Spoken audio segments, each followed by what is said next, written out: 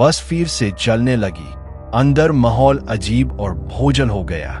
एक एक करके मुसाफिर चुप होते जा रहे थे। कोई बात नहीं कर रहा था। अरमान ने पीछे पलट कर देखा।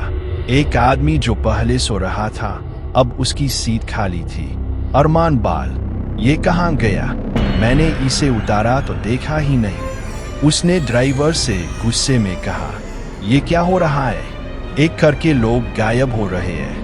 क्या आपको समझ नहीं आ रहा? ड्राइवर का चेहरा सुरक्षित पर गया। उसने धीमी आवाज में कहा, बेटा, तुम्हें अभी समझना होगा, ये बस इंसानों के लिए नहीं है। अरमान की रगों में खंड उतर गई। इंसानों के लिए नहीं मतलब। तभी वो नया आदमी जो अरमान के पास बैठा था जोर से हंसने लगा। उसकी हंसी इतनी भयानक थी कि पूरी बस में गूंज थी। और तब अरमान ने देखा, उस आदमी का चेहरा बदल रहा था। उसकी आंखें आंधी काली हो गई, मुंह से काला लहू तप रहा था और दांतों की जगह बड़े बड़े नाखून निकले हुए थे। नया आदमी जिनकी आवाज में, समझ जाओ, तुम अब कभी लाहौर नहीं पहनोगे। अरमान का गला सूख गया। उसने अपनी सीट टाइट पकड़ ली। बस के अंदर अब आवाज आने लगी, हमारे साथ चलो, हमारे साथ चलो। वो आवाज एक नहीं, हजारों थी। अरमान ने खिड़की से बाहर झांका और उसका खून जाम हो गया। बाहर के जंगल में सफेद पोशाक वाली हजारों औरतें खड़ी थीं। उनकी आंखें चमक रही थीं। वो सब एक साथ चीखी, हमारे साथ चलो, हमारे साथ चलो। अरमान की सांसें तेज हो गई थी। बस के हर कोने से फसाने की आवाज आ रही थी, हमारे साथ चलो, अब तुम इंसान नहीं रहोगे, हमारे हो गए हो। उसने ड्राइवर को गाल कर कहा, बस रोको, मैं उतरना चाहता हूं, अभी के अभी। ड्राइवर ने ब्रेक लगाया और धीरे से अरमान की तरफ पलट कर देखा। उसके चेहरे पर अजीब खामोशी थी।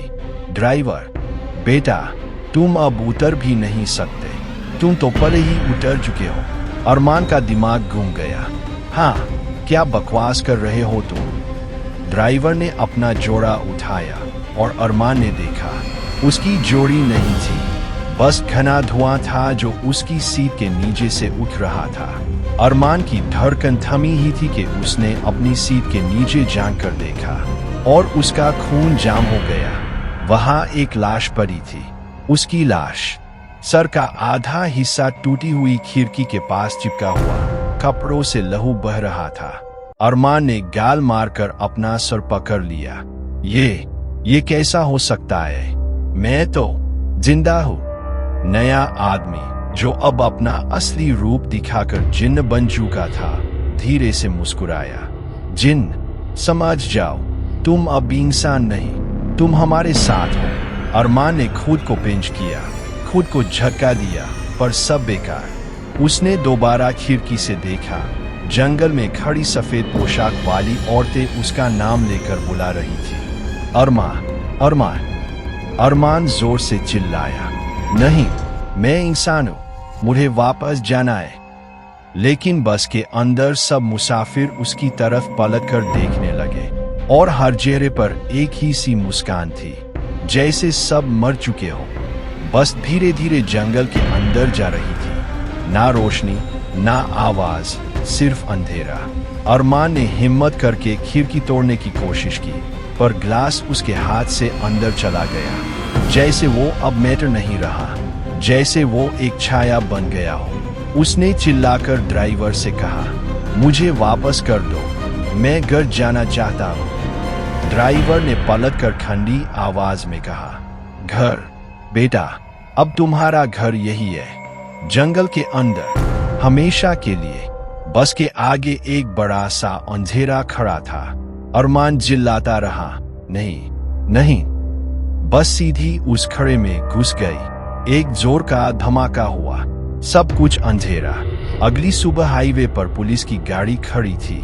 दो पुलिस वाले एक दूसरे से बात कर रहे थे।